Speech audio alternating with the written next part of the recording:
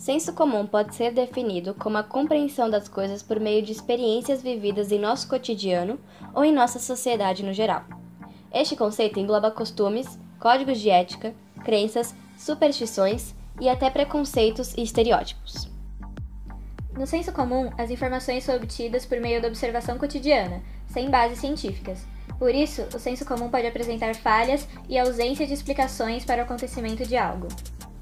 Exemplos disso são as superstições, como a de que gatos pretos passar debaixo de uma escada e quebrar espelhos dá azar, de que o número 13 é amaldiçoado, de que pés de coelho e trevos de 4 folhas dão sorte, de que jogar uma moeda em uma fonte e fazer um pedido a uma estrela cadente é possível realizar desejos, etc. Não há evidências que comprovem nenhuma delas. Há também um consentimento geral, mesmo que inconsciente, por parte de algumas pessoas com relação a ideias como a de que os muçulmanos são terroristas, de que os religiosos no geral são intolerantes, de que as coisas caras são sempre melhores do que as baratas, de que todos os políticos são ladrões, entre muitas outras generalizações não comprovadas. Na antiguidade, as explicações para os fenômenos que os povos não compreendiam eram obtidas através do senso comum, na ausência de melhores métodos de comprovação.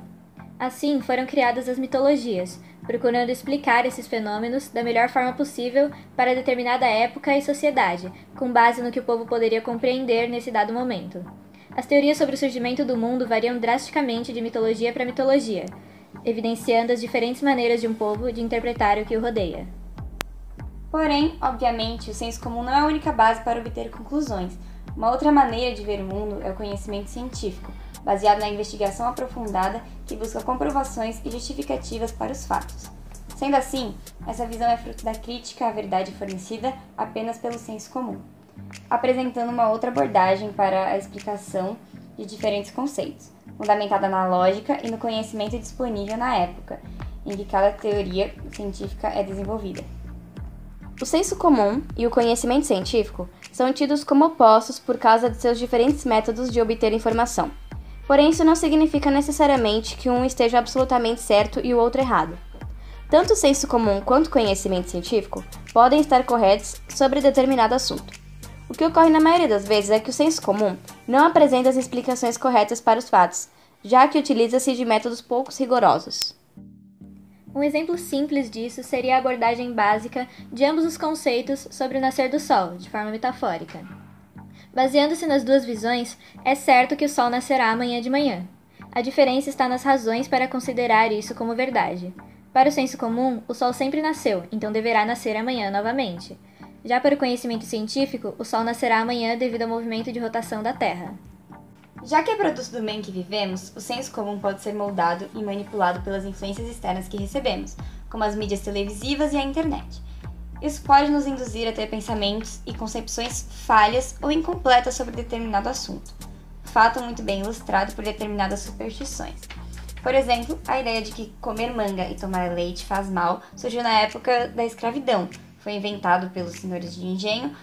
Este mito foi criado para evitar o roubo de mangas, já que os escravos costumavam tomar leite. O conhecimento adquirido através do senso comum, embora tenha falhas, é útil para situações simples do dia a dia. O senso comum é o que serve de base para a busca de conhecimento científico. Portanto, o problema não é utilizar o senso comum, mas sim limitar-se a ele, não pensar além, fechar os próprios olhos para outras possibilidades.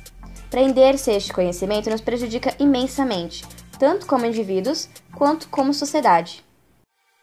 As consequências de uma sociedade cujo pensamento é baseado no senso comum podem ser percebidas em diversos momentos da história, sendo um dos principais a Idade Média. Nessa época, diversas pessoas foram perseguidas por se desviarem das normas de conduta da Igreja Católica. Estas normas eram fruto do senso comum, já que atribuíam diversos acontecimentos e conceitos a milagres e vontade divina, sem ter uma comprovação científica para isso. Devido a isso, muitas mulheres, por exemplo, foram consideradas bruxas, simplesmente por serem curandeiras, não serem submissas, desempenharem papéis não femininos, etc. Joana d'Arc representou um desses casos. Ela foi queimada em uma fogueira por comandar algumas tropas do exército francês e por declarar que ouvia vozes, mas essas acusações não foram comprovadas.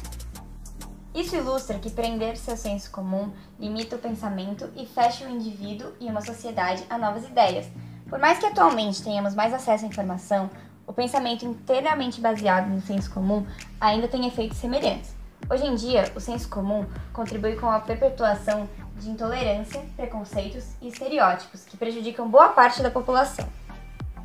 Preconceitos e estereótipos representam ideias pré-concebidas sobre determinada coisa. Estereótipos são características socialmente atribuídas a certos grupos de pessoas, que resultam na generalização e da simplificação.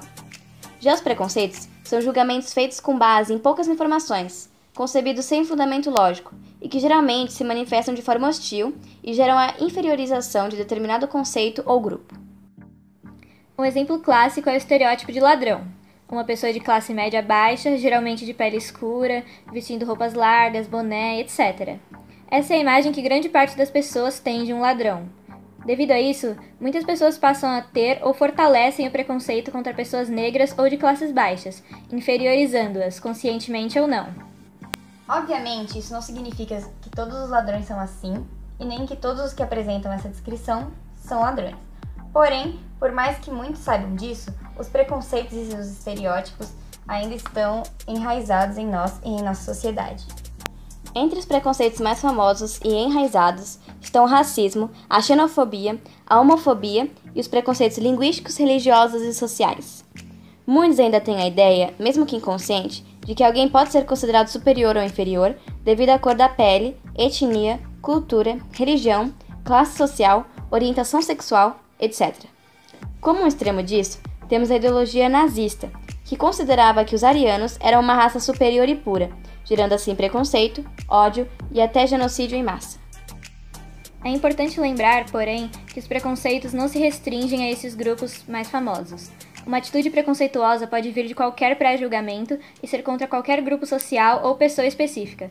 Por exemplo, quando julgamos o caráter e a personalidade de uma pessoa baseado apenas em sua aparência, estamos, de certa forma, aplicando um preconceito. Os preconceitos e estereótipos vêm de nossa tendência inconsciente de fazer generalizações, de tentar encontrar padrões nas coisas para podermos entendê-las. Porém, aplicadas em contextos sociais, essas generalizações são falhas e os padrões estão longe de serem válidos para todos. Estes erros que resultam dos preconceitos não são de forma alguma justificáveis. Os seres humanos possuem muitas diferenças entre si para serem resumidos em meros rótulos. Ainda assim, o problema mais grave não é nem exercer um julgamento prévio, mas sim mantê-lo, não admitindo a possibilidade de estar errado, e inferiorizar outras pessoas com base nisso.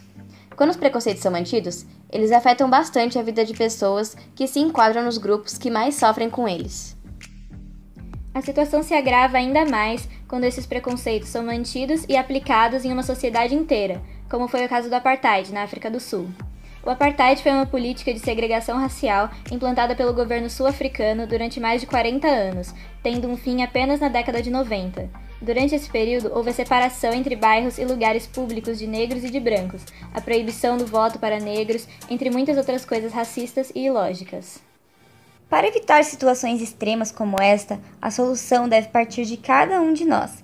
É nosso dever como cidadãos evitar basear nossos julgamentos em preconceitos, estereótipos, aparências e coisas do tipo.